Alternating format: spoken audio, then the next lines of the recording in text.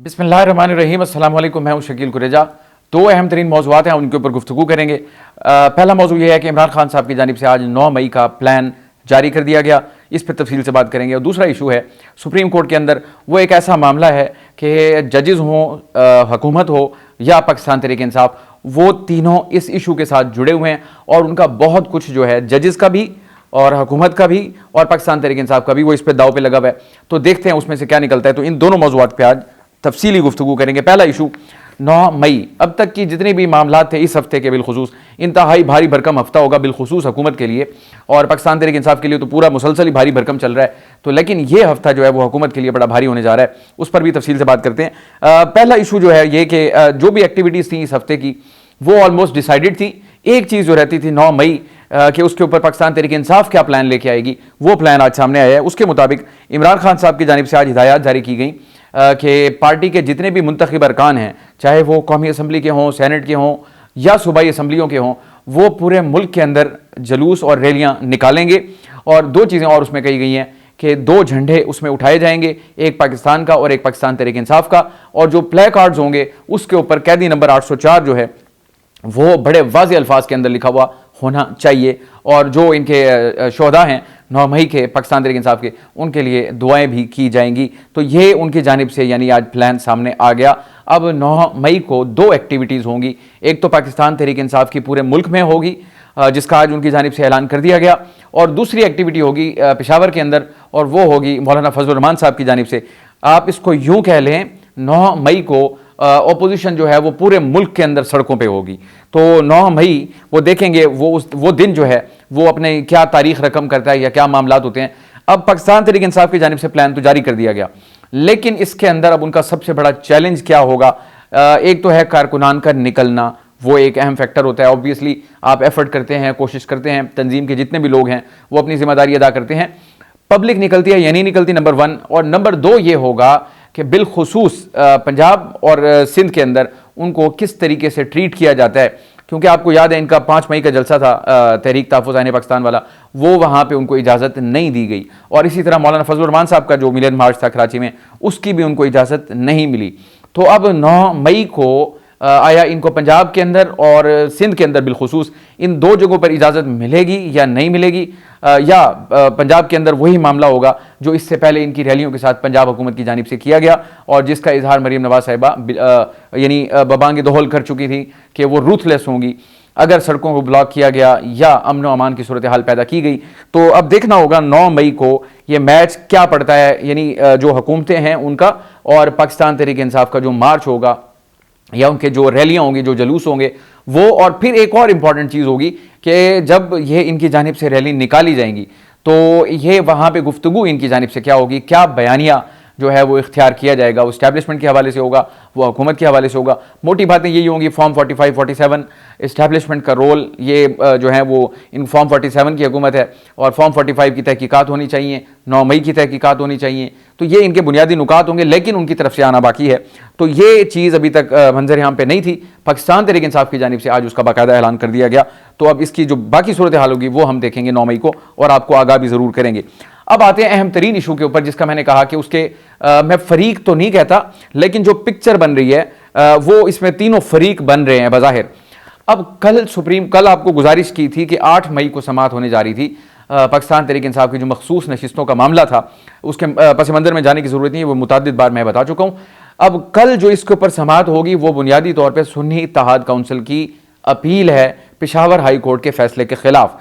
Peshawar high court का 5 रुकनी bench का फैसला था कि सुन्नी इत्तेहाद काउंसिल को मखसूस नशिस्तें नहीं दी जा सकती। उसका टोटल नंबर है 77, जिससे सुन्नी इत्तेहाद काउंसिल या पाकिस्तान तहरीक इंसाफ जो है वो महरूम हुई थी। अगर वो उनको मिल जाता तो उनको सेनेट में भी फ़ायदा होता, जो कि अब उनको नुकसान हुआ है, और हुकूमत जो है उनको 2/3 मेजॉरिटी मिल गई, वो उनको ना मिलती। मैं आता हूँ अब फरीकों की जानिब के, मैंने कहा 3 फरीक बन रहे हैं इसमें।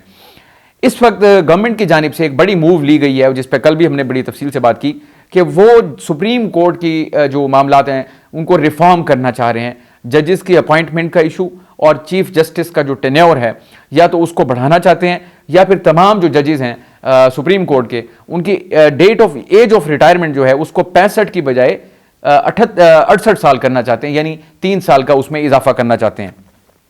वैसे आपको बाय द वे में यहाँ पे एक इतला जो हमारी कानों तक पहुंची वो ये है कि दो ऑप्शंस हैं, या तो चीफ जस्टिस का जो टेन्योर है उसको 3 साल कर दिया जाए, ये एक पॉसिबिलिटी है जो मुजवज़ा तरमीम है इनकी, और दूसरी जो है वो कि सुप्रीम कोर्ट के जो जजेस हैं तमाम, उनकी जो रिटायरमेंट की उम्र है उसको 65 की बजाय, यानी 65 साल पे आके रिटायर हो जाते हैं, उसको 65 की बजाय 68 कर दिया जाए, यानी सारे जजेस की जो मुद्दत मुलाजमत होगी उसमें 3 साल का इजाफा हो जाएगा। जो हमारी इत्तला है, हुकूमत इस चीज़ के ऊपर ज़्यादा गौर व खौज कर रही है, और अगर ये तरमीम आती है तो इम्कान इसी चीज़ का है, बजाय इसके कि चीफ जस्टिस का जो टेन्योर है उसको फिक्स किया जाए 3 साल, तमाम जजेस की जो मुद्दत मुलाजमत है उसमें 3 साल का इजाफा कर दिया जाए। इस पर ज़्यादा गौर व खौज हो रहा है। तो अब आते हैं कल की समाअत के ऊपर। पहले कहा गया, जो पहले कॉज लिस्ट आई सुप्रीम कोर्ट की जानिब से, उसमें यह केस 8 मई के लिए फिक्स था बरोज बुध, लेकिन फिर एक नई कॉज लिस्ट जारी हुई और अब उस कॉज लिस्ट के मुताबिक ये मंडे यानी पीर को, अब कुछ ही घंटों की बात है, उसके बाद ये समाअत होगी सुप्रीम कोर्ट के अंदर। और इस समाअत के अंदर अब मामला ये ज़ेर बहस आएगा कि क्या जो नशिस्तें सुन्नी इत्तेहाद काउंसिल को नहीं दी गई और बाकी जमातों में तकसीम कर दी गई, वो उनको वापस मिल सकती हैं या नहीं मिल सकती। अब एक चीज़ तो इसमें बड़ी ब्लैक एंड वाइट है, या फैसला इनके हक में होगा या इनके खिलाफ होगा, इसमें तीसरा रास्ता तो कोई हो नहीं सकता। यानी या वो तहरीक इंसाफ या सुन्नी इत्तेहाद काउंसिल को मिलेंगी या वो उनको नहीं मिलेंगी। अब ये दो पॉसिबिलिटीज़ का अपना अपना कॉन्सिक्वेंस है। पहले एक कॉन्सिक्वेंस पे बात कर लेते हैं कि अगर वो पाकिस्तान तहरीक इंसाफ को मिल जाती हैं तो उससे क्या होगा। उससे यह होगा कि इस वक्त जो पार्लियामान के अंदर यानी नेशनल असम्बली के अंदर बिलखुसूस जो ये हुकूमती इत्तेहाद की 2/3 मेजॉरिटी है वो हो जाएगी ख़त्म, और इसके ख़त्म होने से जो उनका आइन में तरमीम लाने का इस वक्त जो उनको इख्तियार हासिल है वो भी हो जाएगा ख़त्म। तो इसका मतलब ये होगा कि ये जो जुडिशल रिफॉर्म्स वो लाना चाह रहे हैं, जिसकी मैंने आपको अभी बात की कि सुप्रीम कोर्ट में जजेस की तैनाती का मामला एक, और दूसरा इन जजेस का टेन्योर जो है उसको एक्सटेंड करना, यानी 65 से 68 करना, या चीफ जस्टिस के टेन्योर को 3 साल के लिए फिक्स कर देना, ये बिल्कुल ख़त्म हो जाएगा। फिर इसके लिए उनके पास कोई ऑप्शन नहीं होगा क्योंकि वो 2/3 मेजॉरिटी लूज कर देंगे। इसलिए मैंने कहा कि इसमें जजेस भी फरीक हैं, क्योंकि अगर ये 3 साल का टेन्योर बढ़ता है, ये 3 साल का टेन्योर अगर बढ़ता है तो उससे जितने भी सुप्रीम कोर्ट के जजेस हैं और जितने भी आने वाले होंगे उनके तो आप समझ लेना वारे न्यारे हो गए। उसकी वजह यह है कि एक तो भारी भरकम सैलरीज हैं और फिर 3 साल आपको एक्स्ट्रा मिल जाएं, और फिर चीफ जस्टिस का टेन्योर भी 3 साल हो जाए। यानी वैसे तो होता था किसी के 4 महीने, 6 महीने, 8 महीने, साल, या जितना उसका बनता है नंबर में वो उसको मिलता था। लेकिन अगर वो 3 साल फिक्स हो जाता है, यानी उसको 3 साल मिलेंगे ही मिलेंगे, या वो यानी 65 पे तो वो रिटायर हो जाते थे, अगले 3 साल जो है वो बोनस है, तो वो मराद भी होंगी, सब कुछ होगा। तो इस लिहाज से मैं समझता हूं कि अगर तो ये फैसला आता है पाकिस्तान तहरीक इंसाफ के हक में, तो फिर जजेस वाला ये मामला जो है उसका चैप्टर भी क्लोज हो जाएगा, और जो हुकूमत है उसको जिक्र ये पहुंचेगी कि अपनी तरफ से वो एक बड़ा, जिसको कहते हैं ना वो एक गिदड़ सिंगी निकाल के लाए कि ये काम करके आगे उनका जो ऑब्जेक्टिव है उसको अचीव करने की कोशिश की, तो वो भी आपको ख़त्म होता हुआ नजर आएगा। तो ये तो हो गई एक पॉसिबिलिटी। अब आ जाते हैं दूसरी पॉसिबिलिटी के ऊपर, और वो ये है कि अगर फैसला पाकिस्तान तहरीक इंसाफ के हक में नहीं आता, फिर इन चीज़ों को आप रिवर्स कर लें। रिवर्स कैसे होंगी? वो ये कि एक तो जजेस वाला मामला जो है वो सेटल हो जाएगा, यानी काजी फाइज साहब जो हैं 65 पे वो रिटायर नहीं होंगे, फिर उसके बाद वो 68 तक जाएंगे, और वो 3 साल टेन्योर जो है उनको चीफ जस्टिस का मिल जाएगा, और जिससे पाकिस्तान तहरीक इंसाफ बड़ी खाइफ है और बड़ा शदीद नापसंदीदगी का इजहार उन्होंने कल भी किया। उन्होंने बड़ा सख्त एलामिया जारी किया। उन्होंने कहा जी इन्होंने जो खिदमात सर अंजाम दी उसके मुआवजे के तौर पर उनको ये एक्सटेंशन दी जाएगी। तो अब ये चीज़ें जुड़ी हुई हैं इसके साथ, और फिर हुकूमत को डेफिनेटली अगर वो ऐसा करेंगे तो जो भी उनका हिडन ऑब्जेक्टिव हैं, जो कि पाकिस्तान तहरीक इंसाफ इल्ज़ाम लगा रही है, वो ऐसा इसलिए कर रहे हैं, पाकिस्तान तहरीक इंसाफ का मौक़िफ़ है, ताकि वो जो भी गैर आइनी इक़दामात हैं और जो गैर आइनी उनके काम हैं वो करना चाहते हैं, वो इसके ज़रिए करना चाहते हैं, तो ये इसलिए वो काम कर रहे हैं। तो एक और इम्पॉर्टेंट फैक्टर होगा कि अगर ये फैसला पाकिस्तान तहरीक इंसाफ के हक में आता है तो फिर जो आपका सेनेट इलेक्शन हुआ था, इसके ऊपर मैं ऑलरेडी वीडियो कर चुका हूँ, 77 सीटें जो होती हैं, मैंने उसमें कहा बताया था आपको कि जब भी सेनेटर मुंतखब होता है तो उसको कौन डालते हैं, MNAs डालते हैं और MPAs डालते हैं और सेनेटर्स डालते हैं। तो ये जो होता है ना, ये इसका वोट बैंक होता है सेनेटर का। अब कुल मिला के यानी मखसूस नशिस्तें पाकिस्तान तहरीक इंसाफ महरूम हुई 77 से 77। इसका मतलब यह है कि उनके सेनेटर जो हैं उसका नंबर कम हो गया, क्योंकि उनका 77 वोट जो था वो कम हो गया। वो पंजाब असम्बली का भी था, वो नेशनल असम्बली का भी था, और जो दीगर जहाँ जहाँ इनकी नुमाइंदगी थी, तो इनका 77 नंबर जो है वो गड़बड़ हो गया। अब अगर वो इनको वापस मिल गया तो फिर सेनेट इलेक्शन का क्या होगा? क्या वो कलअदम करार दे दिया जाएगा? क्योंकि ये इसका फैसला बाद में आया है, और यानी सब जुडिस था मामला, और उस दौरान जो है वो सेनेट का इलेक्शन हो गया। अब इलेक्शन के ऊपर भी क्वेश्चन मार्क लग जाएगा अगर फैसला आता है इनके हक में। तो अब अगर पॉसिबिलिटीज देखें, अगर पाकिस्तान तहरीक इंसाफ के हक में आता है तो फिर तो पूरी सूरत हाल यकसर तब्दील हो जाएगी सब जगह के ऊपर, वो पंजाब हो, वो विफाक हो, वो सेनेट हो, और वो एक बहुत बड़ा मसला खड़ा हो जाएगा। इवन वो सेनेट के अंदर अगर वापस आते तो क्या सेनेट का इलेक्शन दोबारा होगा, या 77 सीटों के हिसाब से फिर कुछ सेनेटर्स की नशिस्तें इनको मिल जाएंगी? तो ये भी बड़ा दिलचस्प होगा और बड़ा अहम होगा।